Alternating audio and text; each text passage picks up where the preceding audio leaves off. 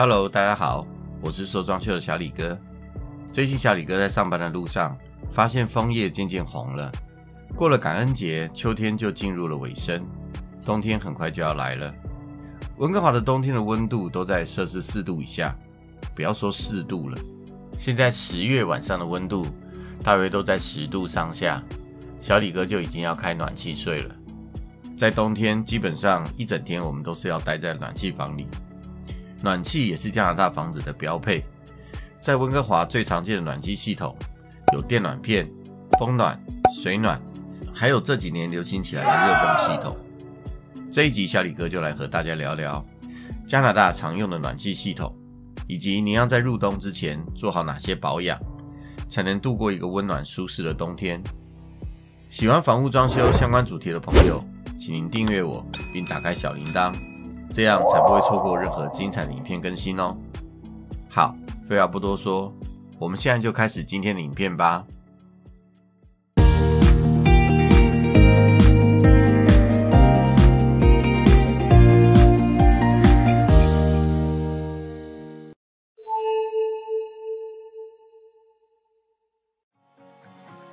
加拿大最常见的电暖系统就是 Baseball Heater， 有中国的朋友十分直白的就叫它电暖片。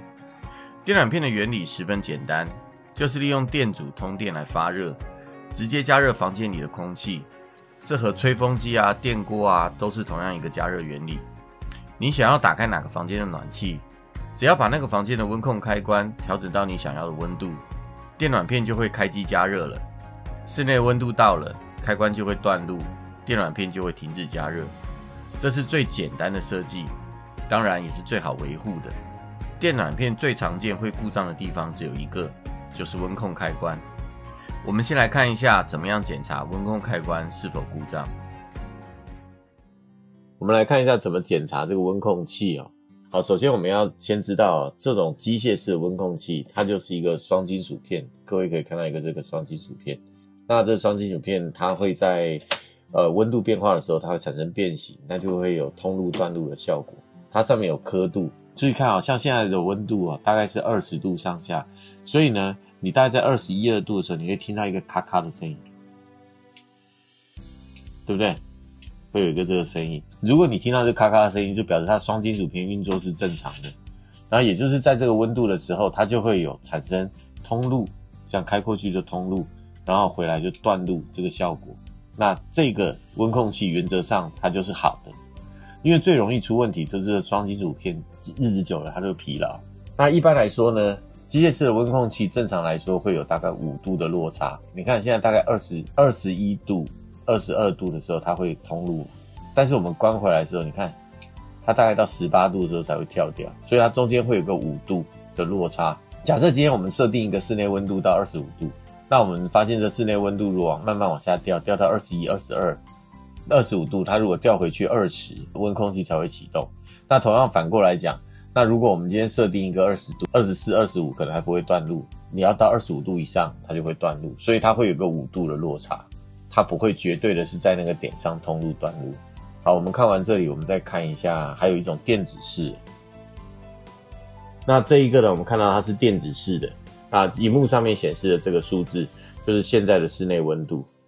那我们看哦，如果我们把这个温度往上调，你按了一下，不管你是按上升键还是按下降键，它会出现一个机器里面你设定它要到达哪个温度，你看这里还会有个箭头，所以你如果是19度，我们可以把它调到22度左右，照理讲机器就会开始运作了。好，你看通路了，它会有标记，它表示这个温度控制是正常的。好，那同样的我们再把温度调回来，19度我们调到16度、15度，消失了，看到没有？这边就消失了。好，那这个温控器的通路断路就是正常的，我们可以确定。那这个电子式的温控器呢，比机械式要敏感一些，它大概是在正负2度到正负3度之间，区间比较小。像现在19度，你只要设定大概21度，它就会开始加温了，21度就开始加温，它就是正负2度。大家也许会问，电暖片的本身不会坏吗？小李哥告诉各位，几乎是不会的。多年下来，小李哥也只有遇过一次电暖片故障。如果您发现家中的电暖片不热了，您可以自己先检查温控开关有没有问题，电闸有没有跳闸。如果这2个问题排除了，电暖片还是不热，那再请一个专业电工来检查电路或是电暖片是否故障。因为大多数电暖片用的都是240伏特的电路，维修起来有一定的危险性，建议您还是要请专业的电工来维修哦。另外，在入冬之前，您最好把电暖器前方的盖板取下来，用毛刷或是吸尘器把发热的鳍片清洁干净再使用。不然呢，灰尘和毛屑一加热就会发出一种烧焦味。这虽然不至于会发生危险啦，但是在密闭的房间里面，这个味道实在是挺难闻的。现在我们要看一下这 baseboard heater 的盖板怎么开哈。baseboard heater 前面它有一个盖板，那这是为了防止我们有东西撞上它，或者是你有什么衣服丢上去，它不会直接接触到它的鳍片。它怎么开呢？很简单，你从下面往上掀，它就可以把它掀起来，这样就可以整个把它拿下来。我们看这就是里面的加热鳍片。那这些加热鳍片呢，最简单的保养方法就是我们每年在第一次开的时候，我们要拿吸尘器把这加热鳍片全部吸过一次，吸完了之后呢，再把它盖上去。那这加热鳍片要注意因为它是铝合金的，所以它很软。那千万在吸的时候，你不要直接把它像戳下去，它只要变形了，它加热效果就会变差。所以呢，大家对它温柔一点。那装回去也是一样的顺序，我们从上面先盖，好，然后下面这样子扣回去就可以了，非常简单。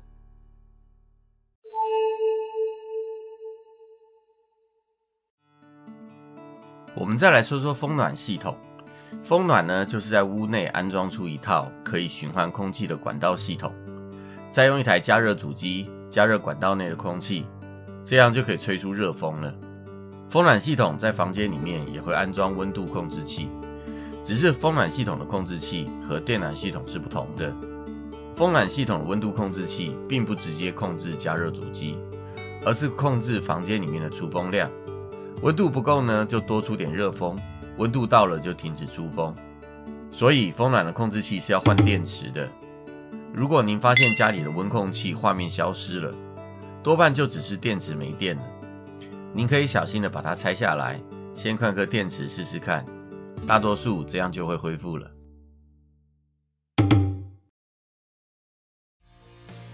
再来说到风暖系统管道的清洁和维护，比较简单的就是空气滤网的更换。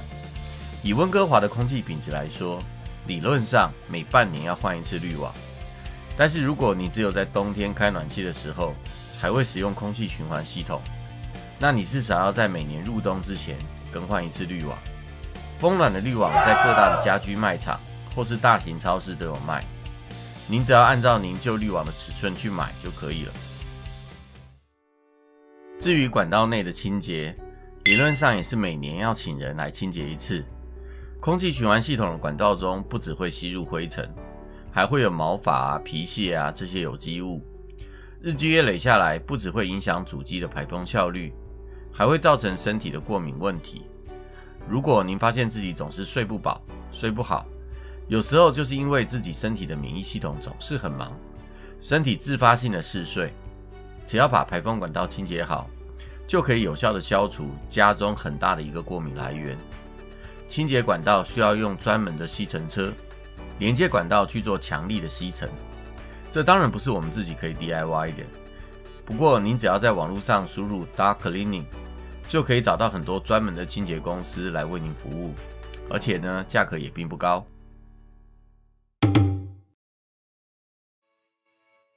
风暖的加热主机主要有2种，最常见的就是烧天然气加热的 Furnace， 这种主机大多数会安装在锅炉房里面。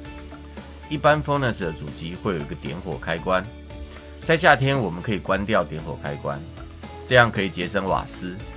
在入冬之前，我们再把开关打开，这时候风暖主机如果侦测到管道内循环的空气温度不够，就会自动的点火加热。既然是烧天然气的，我们就要注意燃烧不完全这个问题。除了锅炉房一定要保持通风，不能使用全封闭的房门。如果您总是在锅炉房的附近闻到瓦斯味，或是您发现主机里面的火焰不是那种代表完全燃烧的蓝色，您一定要请合格的 gas fitter 来检查。一氧化碳中毒有多么的危险，这就不必小李哥再多说了吧。实在是居家旅行、杀人灭口必备良药。或是您可以更换比较新型高效率的 Furnace 主机，新主机自带 Turbo， 可以确保燃气完全燃烧，也更节约能源。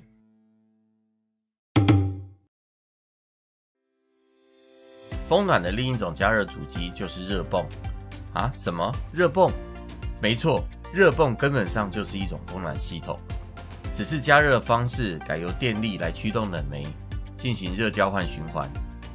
既然是热交换循环，那除了可以加热，当然也是可以制冷的。简单的说，如果正向循环是加热，那相反方向的循环就是制冷。所以呢，热泵一般都是一机两用，冬夏通吃，既可以当冷气，也可以当暖气。热泵主机因为比较节能，这2年加拿大各省政府都有政策上的补助，来鼓励老百姓换装热泵。如果您家中使用的暖气本来就是使用风暖系统，把它换成热泵是个不错的选择。不过我们有一说一啦，热泵主机是分为室内机和室外机，构造比较复杂，维修保养要注意的地方也就比较多。除了在安装之前要请专业的电工检查家中的电力备容，如果不够就要先完成电力的扩容工程。在安装的时候呢，接线也要符合相关的规定，确保电压能够稳定，不然就会伤害压缩机，降低主机的寿命。还是那句老话，一定要请有牌有经验的电工来帮你施工。在日常的维护方面，室外机每年需要请人清洗，每3年要请人检查一下冷媒的压力。以温哥华来说，最适合维护热泵的季节就是春天和秋天。这个清洗呢，不是简单的用水洗一洗，而是要用特别的化学药剂清洗的。这个我们没办法自己 DIY。小李哥建议在入冬使用暖气之前，先请人来维护主机比较好。另外，因为热泵的室外机在低于零下15度C 的时候，就会有结冰的问题，所以热泵还是会保留一个备用的 Furnace 主机。维护主机的时候，也要一起检查这个备用的 Furnace 哦。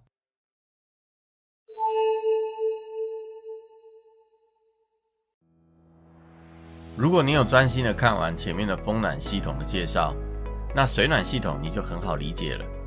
其实就是把风暖系统当中的空气循环管道换成水管和水循环。水暖的主机负责烧热水，再把热水呢送到每个房间去供暖。供暖的热水管可以是通到墙上的暖气片，也可以是铺在地板下方的地暖管。水暖的供暖呢比较温和，不会造成室内的空气干燥，尤其是地暖，在冬天是非常的舒服，但它的缺点就是非常的浪费能源。想要买地暖房的朋友，一定要多考虑一下，在冬天您会收到非常高昂的瓦斯账单。再来，水暖的维修成本也很高，因为水管不是在墙内，就是在地板的下面，要维修就会破坏周围的装修，所以水暖最怕的状况就是水循环的管道堵塞。为了避免这个情形，水暖的主机1年4季最好都要保持运作，至少都要用最低的功率来确保水管里的水能不断的循环。就算是在夏天，你也只能把温控器调到最低，主机是不能完全关机的。在入冬之前，你一定要请水暖工再来做一次水管及主机的清洁，就是把水管里的旧水排出来，加进去新的水，也就是换水啦。如果长期不换水，水里面的金属氧化物就会越来越多，这样就很容易造成堵塞。一旦堵塞，可就是要花大钱了。另外，水暖温控器的原理基本上和风暖相同，大多数呢还能通用。照顾的方法当然也是完全相同，就是定期的检查和更换电池。好，看完今天的影片，大家对家里的暖气系统有更进一步的了解了吗？今天的影片，小李哥主要的重点并没有特别的去对比各种暖气系统之间的优缺点，因为在加拿大买房子，暖气都是房子本身就已经做好的，消费者在买到房子之后，要再去更换系统的可能性其实不大，最多也就是把 Furnace 换成热泵。既然如此，小李哥觉得那倒不如让大家多了解一些家里的暖气，清楚该如何去维护和保养，这样的资讯对大家可能还更实用一些。不过如果大家想要更进一步的了解如何选择暖气，欢迎您在下方留言告诉小李哥。这样啦，如果留言破50，小李哥就特别再拍一部影片和大家进一步的分享。最后祝您平安喜乐，我们下一集影片再见喽，拜拜。